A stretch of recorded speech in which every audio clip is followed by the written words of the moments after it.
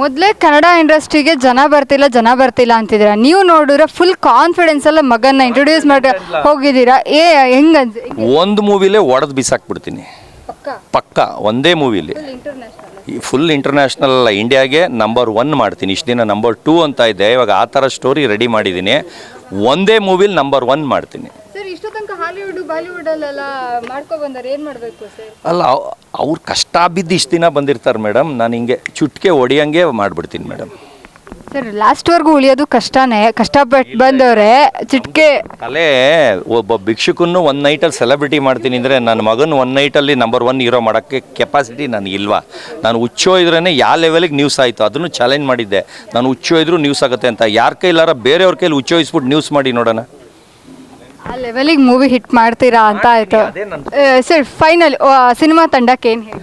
ಇಲ್ಲ, all the best. ಆಮೇಲೆ ಅವರು ಫುಲ್ ಫ್ಯಾಮಿಲಿ ನನಗೆ ದೂರದ ರಿಲೇಷನ್ ಆಗಬೇಕು. ಅದಕ್ಕಿಂತ ಮೂವಿ ಬಂದು ಇವ್ರದ್ದೆಲ್ಲ ಸರದೆಲ್ಲ ಆ್ಯಕ್ಟಿಂಗ್ ನೋಡಿ ತುಂಬ ಇಷ್ಟ ಆಯಿತು. ಎಲ್ಲರಿಗೂ ಒಳ್ಳೆಯದಾಗಲಿ.